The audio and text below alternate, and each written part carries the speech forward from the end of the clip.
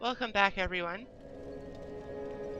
Now that Pontiff Sullivan has been dealt with, it's time to continue exploring deeper into Irithyll. It's a pretty big area with a lot to see. Now, before we begin, I am not afraid of telling you that this episode almost became another Demon Ruin-style clown fiesta. Ashen One. However, with the magic of video editing and a little bit of good fortune on my part, where I had obvious cuts I could make, where I didn't have, important things I was picking up in between, I managed to salvage things into a fairly reasonably sized video. I only hope these new wares content thee.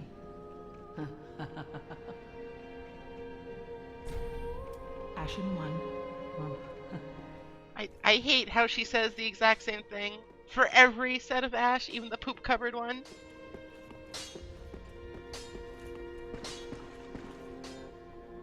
Oh, then we're both safe and sound.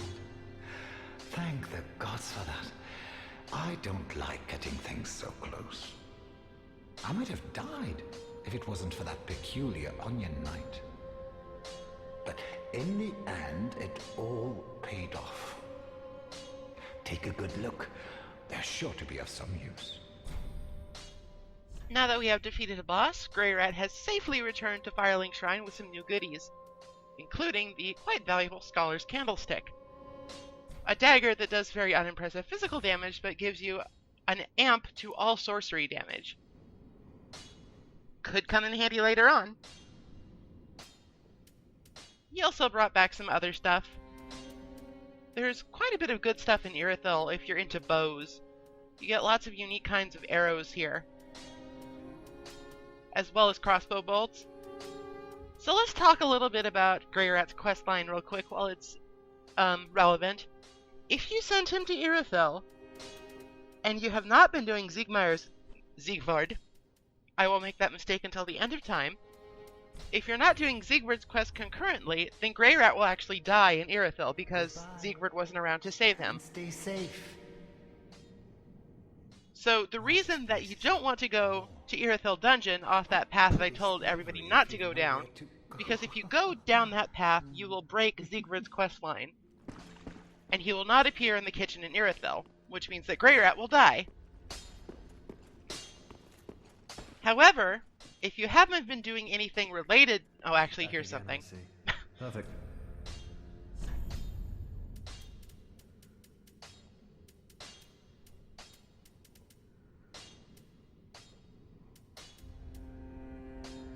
Gonna want this to show off a little bit later. How do you like gimmicks, friend? Oh, I love them. This is a sign, a cipher, employed by sorcerers who use quietude to their advantage.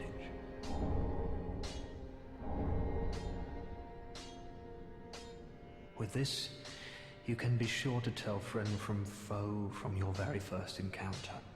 It's a very old practice at this point, but one that you deserve to know. Promise to stay safe.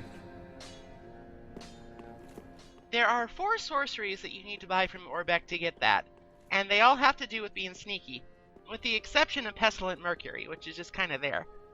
At any rate, you get a gesture, and you also get the Slumbering Dragon Crest ring, which masks all of your movement noises from enemies. It's pretty useful for sneaking around places if you're into that sort of thing, but generally speaking, I find the forward approach to be more fulfilling in this game. Anyway, back to Grey Rat. Farewell, Maid of... If you have not been doing Siegvard's quest, but you still want Grey Rat to survive Irithyll, there is a way.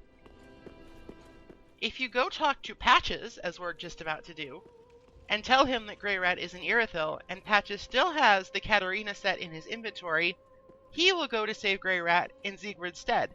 He's not a totally bad guy. He looks out for his own. Oh, hello again. Welcome to Patch's Boutique of Wonders. Can't resist it, can you? My sumptuous selection.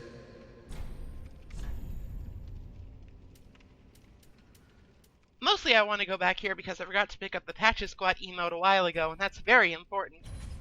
I'll buy a couple things while I'm here, just because I can.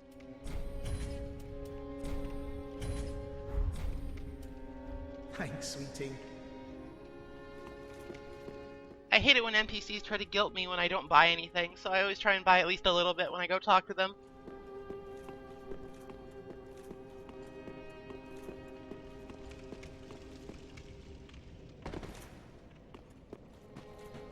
At any rate, that should be all the housekeeping out of the way for now, so let's continue on into a rather painful area.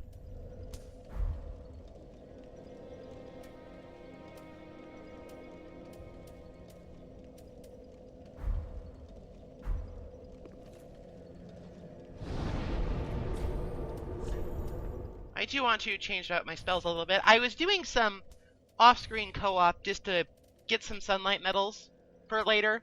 There's some miracles you get from that covenant when you finally find the shrine that are useful. Or at least that I want to show off. Sorry, I do things off camera from time to time. But I have been considering doing another sort of PvP-centric video where I put on the Way of Blue covenant along with a certain other covenant we'll get into a little bit later in this video. Just for funsies. They've got some nice stuff too.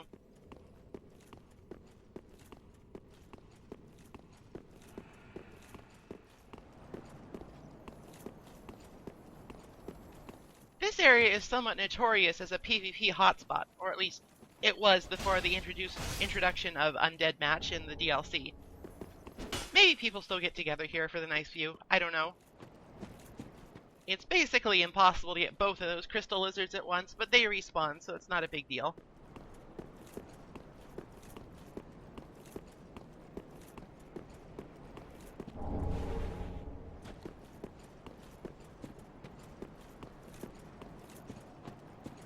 Now, this upcoming area is very difficult. Not necessarily because of the enemy's presence, but because it is another PvP-centric area coded into the game. It's a little bit like the Road of Sacrifice's Swamp, where you would be invaded by watchdogs of Pharaon. The Covenant for this area is somewhat different, but it is, honestly, even more active sometimes. And the area is quite a bit more dangerous than the swamp, so it can rapidly turn into a bit of a spot of bother. We have our first contender, who's not even part of the Covenant, he's just a dark spirit.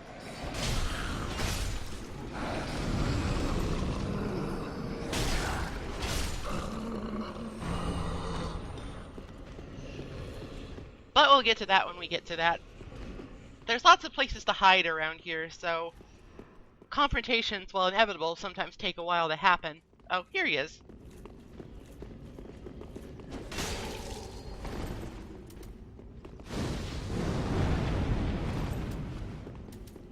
PvP fights are interesting to watch, but they're not always interesting to commentate over, because they kind of go the same way. It's a lot of footsies looking for an opening. Lots of running away when blue spirits get summoned. I don't blame him. I would do the same thing.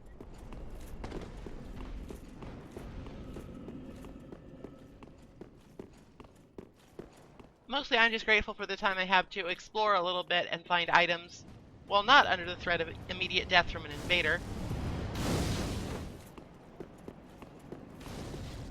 I welcome instances of PvP in this game, because I think they're fun and interesting. But I'm also running a thread, and I have responsibilities. Also, this might actually be the worst blue sentinel I've ever seen. He literally just ran through this gauntlet of dudes and died.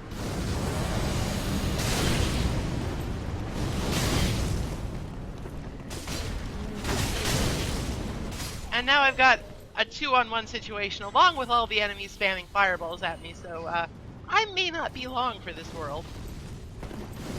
The Observant may have noticed that the second Dark Spirit was an Aldrich Faithful. That is the new covenant in this area. When somebody trespasses upon this sacred ground, I guess, they will be summoned to do battle. And what the hell is this backstab? Netcode is magical, I guess.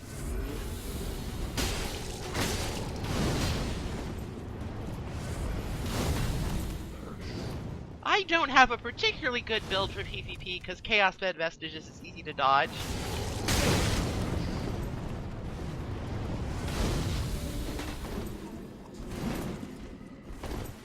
It would be wise of me in retrospect to actually get out of the line of fire of these guys, but at this point I feel like I'm not actually like... I don't have any chance of winning anyway because it's a 2 versus 1 in an area I haven't cleared, so I'm just sort of doing whatever. And I'm giving a good account of myself given the circumstances, but you know. Spoilers, this encounter doesn't end well for me.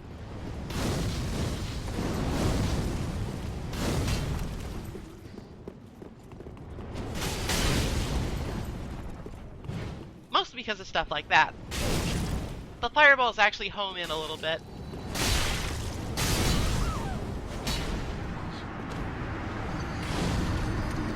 And I might have been able to win that trade had it not been for interference. But, you know, not salty or anything.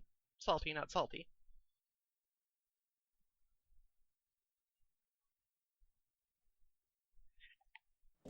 Unfortunately, we didn't get much accomplished in that run, so we're going to need to make up a little bit of double time here.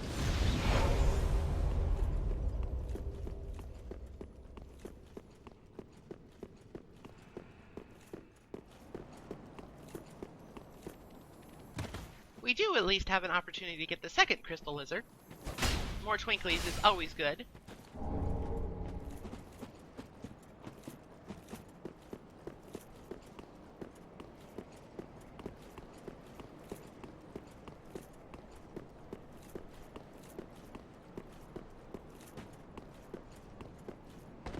Now you might be wondering, are those dead giants really dead? And the answer is, some of them are. Some of them are just sleeping. And if you listen closely, you can hear their breathing. Generally speaking, it is not a good idea to attack a giant while there is long-range artillery supporting them. So if you want to explore the area down below, it behooves you to deal with the deacons up here, who wear blue instead of red. They otherwise behave more or less the same, though they do have more HP and do more damage than the ones in the cathedral. Because that's sort of how linear progression in video games works. I suppose if you wanted to, you could say they're stronger because they're closer to where their patron saint resides, but it's mostly just because they're later in the game.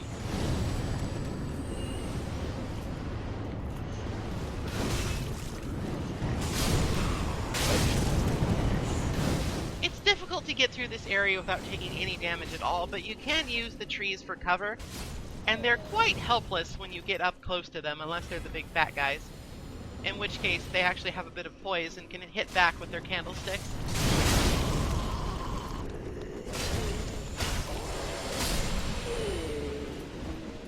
The observant among you might notice that there's 2 NPCs down there, just to make things a little bit more difficult. They're probably the biggest threats in the area, but they're not too bad if you can get them more or less alone.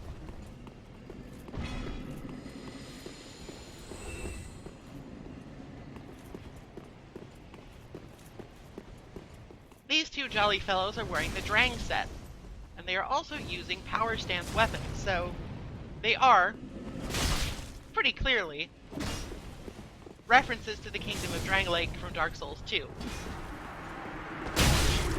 Both in what they're wearing and what they're wielding. In fact, the one with the spears drops the Drang twin spears. So what they ended up here for, I don't really know, but at some point or another they were in the employ of King Vendrick. Time is convoluted, etc., etc.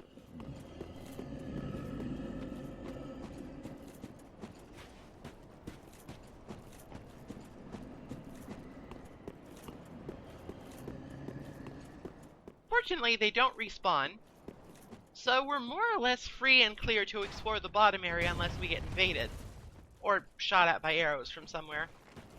There's a lot of free space here that doesn't really do anything, which is a little weird.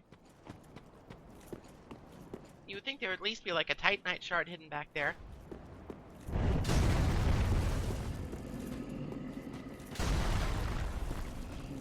Eventually we'll get out of range of the sniper, I promise.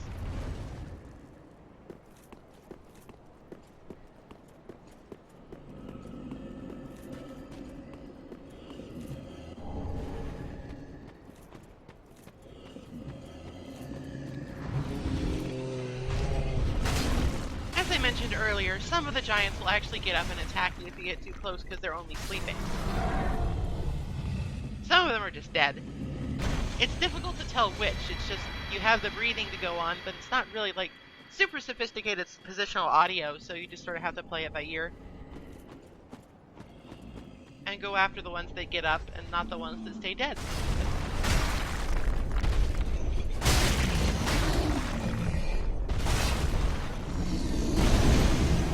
The giants aren't particularly difficult foes. They're only medium-sized. They seem half dead anyway. They drop some useful things like large titanite shards if you're in need of upgrade materials.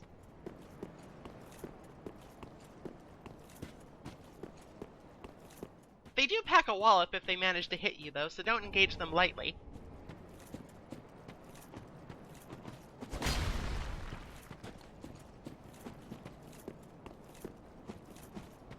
I believe that there is one more giant down there that can get up and attack you, but at this point, you've seen one giant, you've seen them all. No, now it's time for something far more interesting. Behind this illusory wall is one of the most difficult encounters in the entire game. One that I have been dreading the recording of pretty much since the inception of this LP.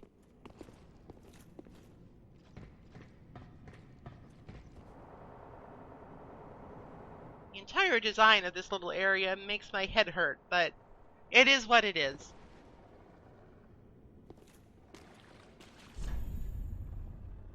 In this hidden water reservoir, there are not one, but two pontiff beasts.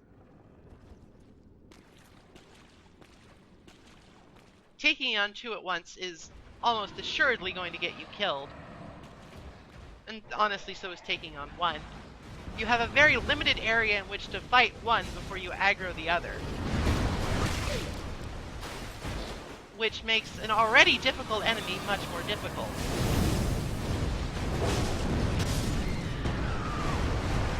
Yeah, that was actually over half my health in one stupid little swipe with no hitbox. Yeah, it's whatever. I hate these things. They are the worst. The one on the bridge went down fine because you get the drop on him more or less if you know he's coming, and you have plenty of room to maneuver, retreat, etc. But down in the water reservoir, you have very little of any of those things because if you go too far out, you just fucking end up aggroing the second guy and then you're fucking dead.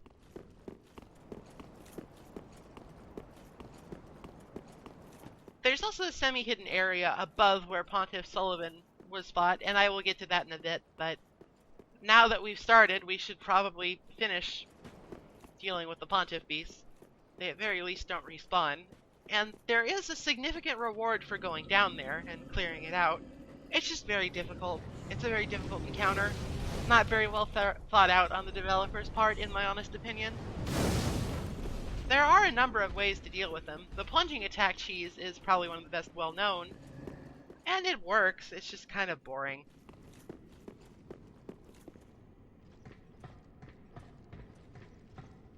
I also think that with their weakness to fire, Chaos Bed Vestiges is just the better deal anyway, for my particular character.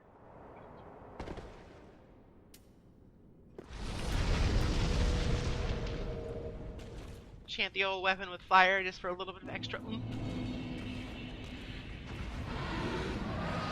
You basically just go out a teeny tiny bit, aggro the one on the left, do a full retreat, and then try and fight it in this little area. Now I got a tremendous counter hit there. So he actually staggered enough for me to do a visceral attack, which lets me show off something kind of cool. Once you knock them over with a visceral, they'll flail around a little bit and do damage, but if you leave them be, they'll clasp their arms together and start praying. I would like to get a better view of this, but, you know, there's another one just to the side waiting to tear out my insides, so it's time for a little bit of mercilessness.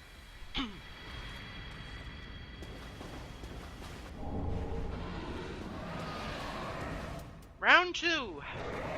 Now, in my infinite hubris, I decided that I wanted to show off something. I mentioned earlier that these guys are quite weak to bleeding. So I have Doris' gnawing here, which does hella bleeding. So let's try that. It proves my point. That instantly bleeds them and does a hefty chunk of damage, but honestly, Chaos Bed Vestiges was doing more.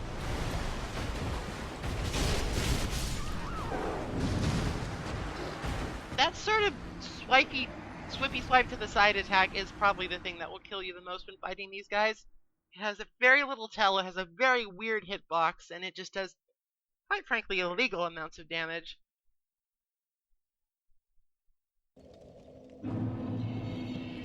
Fortunately, the second one is easier than the first one because you have more room to maneuver.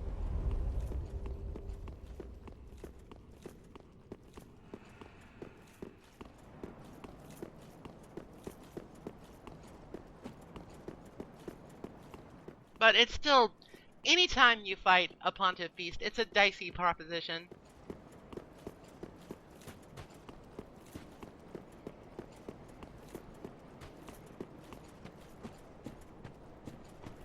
At times, you wonder why I'm even bothering at this point, but like I said, the reward is pretty good and it is worth showing off.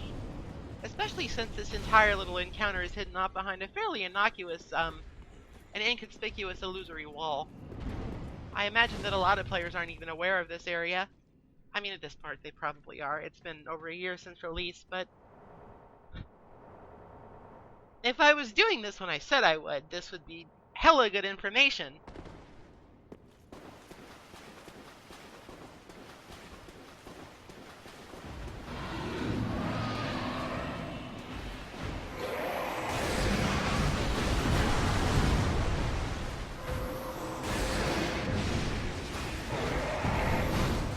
Really sure why I'm stubbornly sticking to gnawing here. I don't know. I don't have very much occasion to use it, and it's kind of a cool spell because you summon bees, but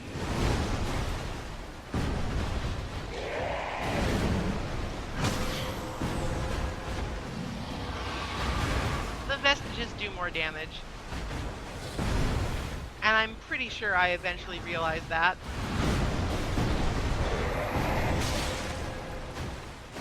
After I get my ass kicked a little bit more.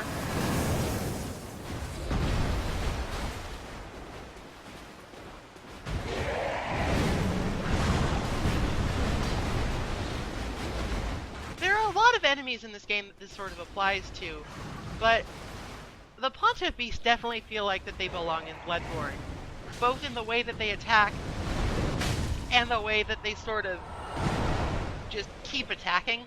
How aggressive and fast they are, and how sort of wibbly wobbly and flaily, and how nice it would be to be able to rally back some of that health that is lost just sort of randomly. Oh well. I believe when you defeat both of them you get the Ring of Favor, which is an old favorite from Dark Souls 1. Its effect is much reduced, but it doesn't break when you take it off, so trade-offs. It increases HP, stamina, and equip load. This is also where you join the Aldrich Faithful Covenant from the big dead guy in the corner.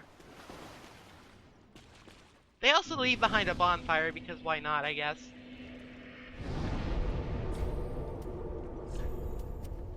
Taking off gnawing. That didn't really do me much good. Swap it out for Emit Force, because there's more stuff I want to show off in this area. But again, my desire to show cool things off will get me into trouble a little bit later. The bonfire in this place is kind of a trap. It's mostly just so you have an easy access point to deposit human dregs into the Covenant vendor. This enormous fucking ladder really pretty much negates any utility the closer bonfire to your destination would have. The Pontiff Sullivan bonfire is much better, I think. It might still be technically closer to go from this direction, but any direction... Oh, good, it's new ass. I love new ass. Dropping out of the sky, it's new ass. Alright, well, there's no reason to be shy. Let's get at him. Oh.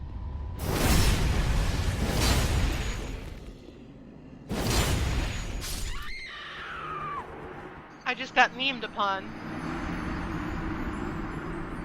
Unfortunately for me, New Ass is marginally twinking here. He has the Hornet Ring, which increases the power of critical attacks and is not available until quite a bit later in the game than this. So he came back to fuck with people, I guess. It's perfectly valid. I'm not going to say that he's an asshole or anything. I mean, he kind of is because he did that whole shield thing, but, you know, means.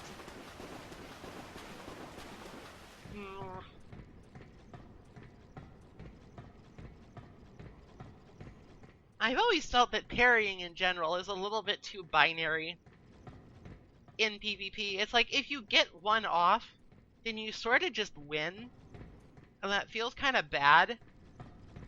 But then again, it's difficult to do.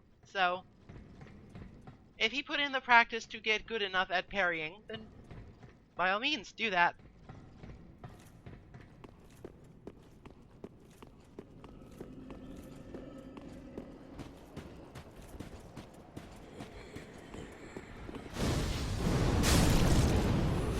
So let's try and get through here without getting bombed down by an ass from above.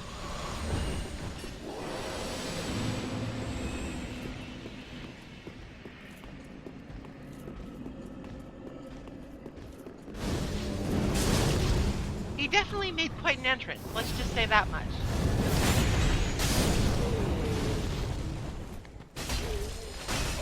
We're doing a bit of backtracking here as you go to that semi-hidden area I mentioned earlier.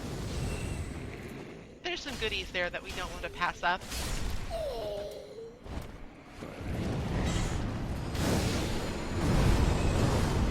Also showing off Emit Force a bit. It doesn't do very much damage, even considering that I'm not really spec'd at all for miracles right now. But it does have very high knockback, which can be very useful. It's a little bit like the basic Force Miracle in that aspect. It doesn't do very much actual damage to people, but if you use it cleverly, you can just knock them off places and feel like a badass.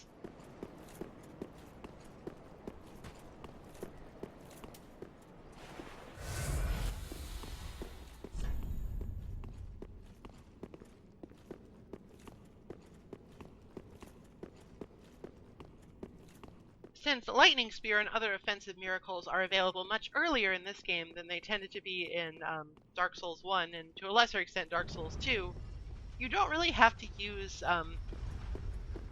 Emit Force as your basic offensive miracle if you're going for a miracle caster build in this game.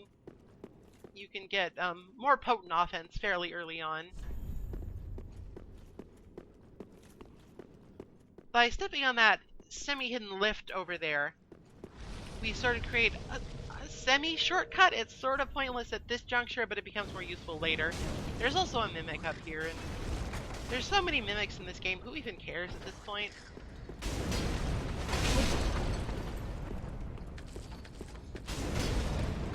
I think there are like, what, 5 mimics in the base Dark Souls 2? Like, maximum? And like, there's as many mimics up till now as there are in the entirety of that game. And there's an area later that has like an incredible population density for mimics, and it's just sort of like, okay, it was cool the first 10 times.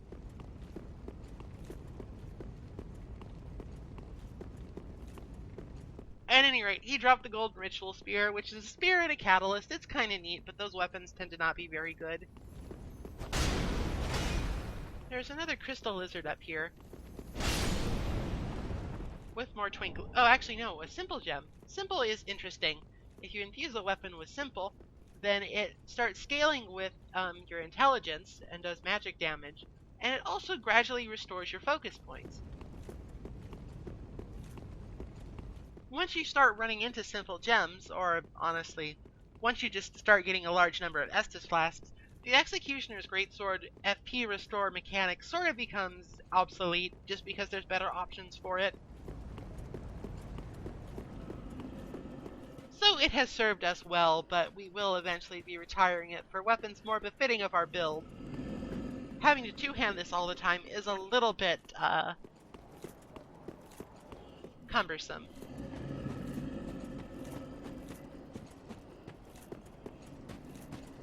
It also really doesn't do as much damage as it should because I've got like the bare minimum for being able to wield this thing.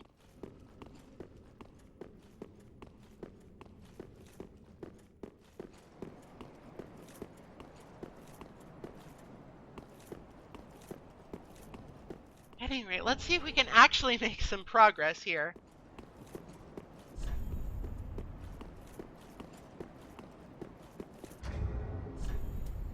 I briefly checked my inventory to see if I have any like good shields I can use here, but none of them actually have what I want without putting me over the 70% encumbrance, so I decided to just go it alone. Maybe a mistake. Why do I want a shield, you ask? Well, on the subject of things that were cool the first 10 times,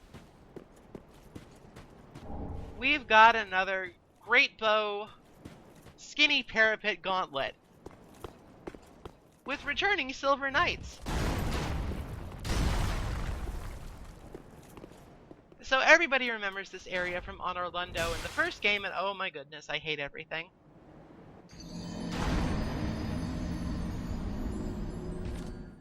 And of course, there were those sections in Castle Drangleic and to a lesser extent Shrine of Amana where you had to do similar things, so it's coming back for one last hurrah in Irithyll of the Boreal Valley. This time not even bothering to give us new assets or anything, it's just the Silver Knights again with their shitty Dragon Slayer great bows. And we gotta deal with it.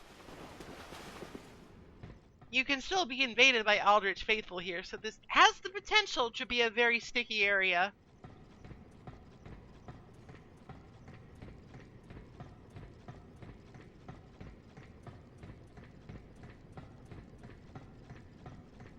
Snake Eater jokes are kind of played out at this point, aren't they? Don't worry, I edited out as many of these ladder ascents as humanly possible. There are a number of them, actually.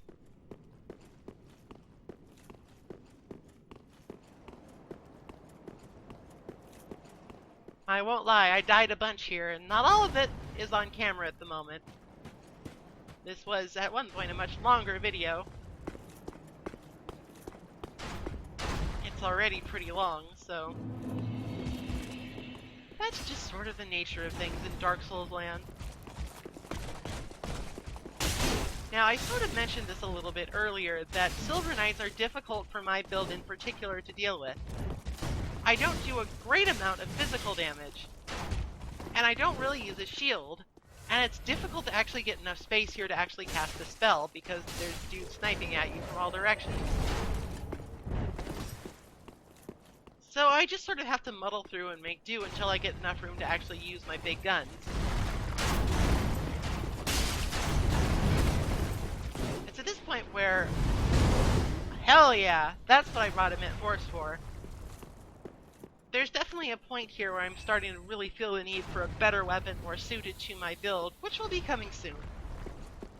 We just need to find a couple of things, and Andre will be able to infuse our stuff with Chaos, which is tailor-made for my sort of split in faith build.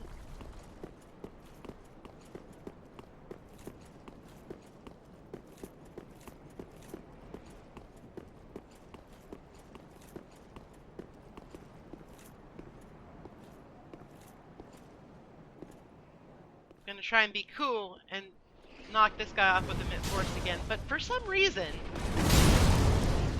it sent that one guy flying but nobody else.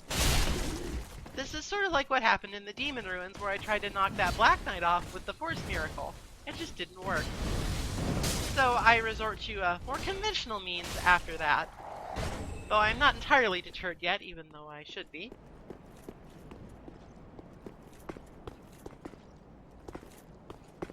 We picked up the Easterner's Ashes over there, which is an important find. In addition to giving you a couple of unique armor pieces, it also lets you buy large Titanite shards from the Shrine Handmaiden.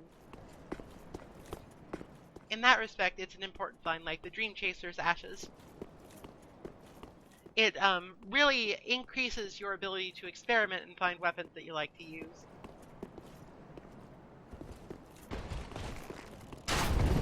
This sneaky bugger over here isn't guarding anything, but you sort of need to take him out anyway, because he'll just shoot you in the butt with an arrow if you don't.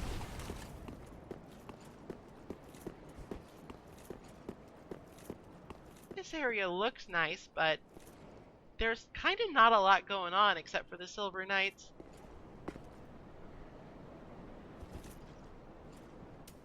One day I'll get better at paying attention to how much FP I have. I'm used to the charges system even at this point, so I tend to look at my actual loadout for how much more I can use a spell and not my actual FP bar, and that's my bad.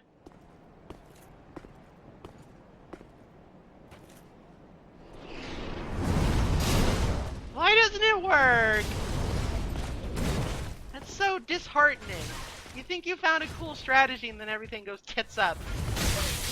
This Silver Knight has a spear and the ones with spears fucking suck and I hate them.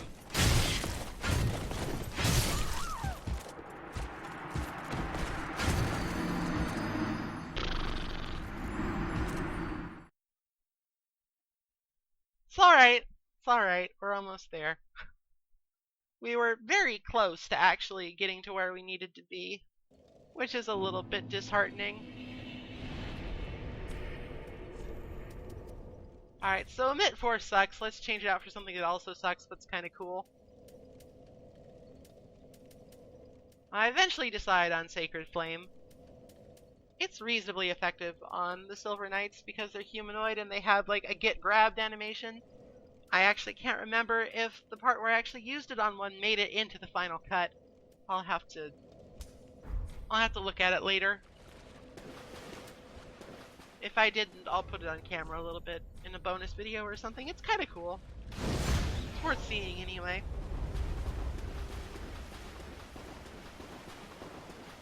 Largely impractical though, especially when you've got vestiges to do stuff with from a safe distance and much faster.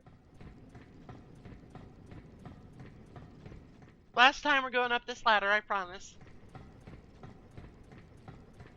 I don't know why they had to make this room so vertically big.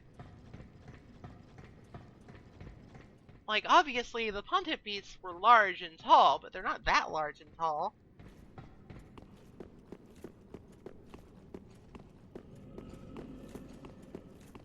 I don't know, maybe it was the only thing that made, like, geographical sense in their 3D model of the place.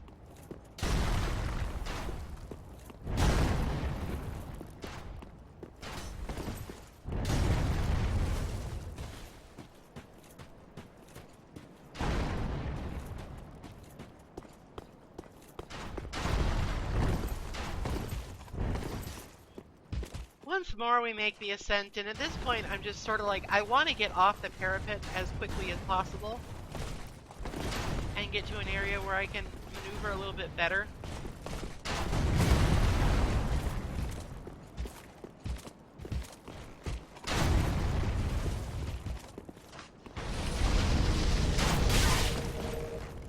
If you do... Oh, that's just dirty. If you do engage the Silver Knights and then run away, they will switch back to Great Bow mode, so you can't just cheese them from a range after you engage them.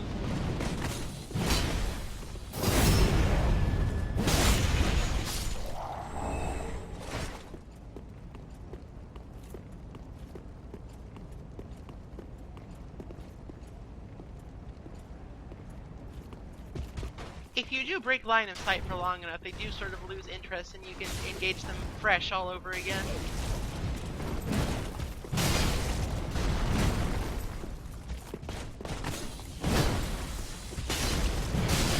The part where they enchant their weapons with lightning is actually kind of a new thing, and it's not at all welcome. It does a lot of damage if you get hit by their combos when they do that.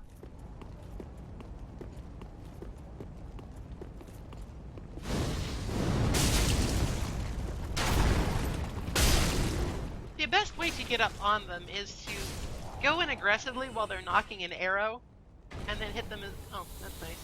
They sometimes drop their bows. Of course, the Dragon Slayer Great Bow is an item just static in the area, which I'm about to show off, so it was sort of a, well, great moment.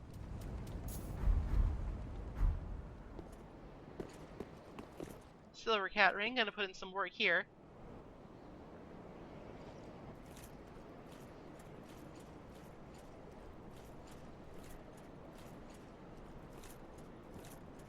You'd think there'd be an item of some sort on this little area, but it's actually further down.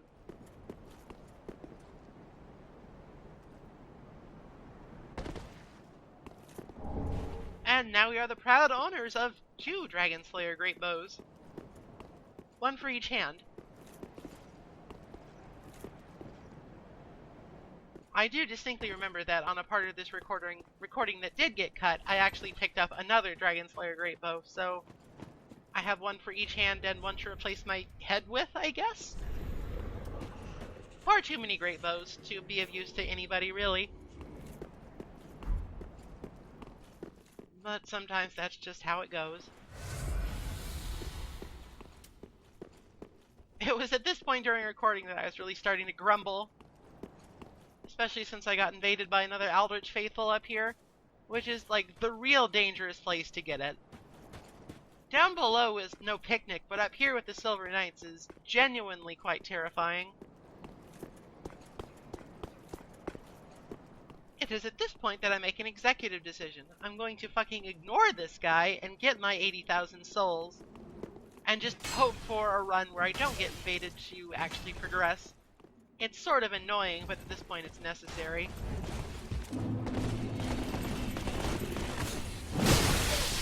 That Silver Knight tracking, though.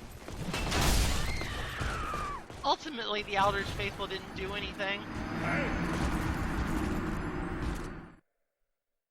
But he gets his human dregs nonetheless, so...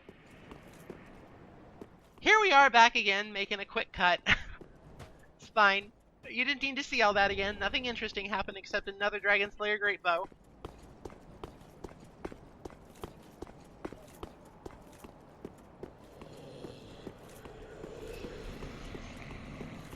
So here's where you really want to go.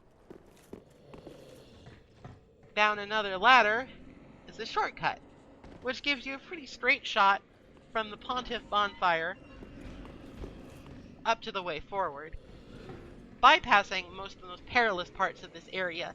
It's quite geographically small, and if you do it, like, correctly, it doesn't take much more than 10 or 20 minutes, but I don't do things correctly anymore. I'm far too avant-garde for that.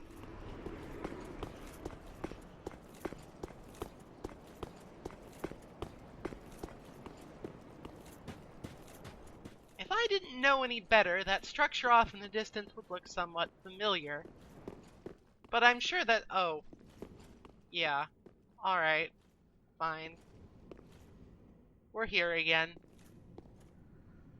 It's Gwen. Welcome to Anor Londo. Again. We'll explore it more next time. I don't have time for this.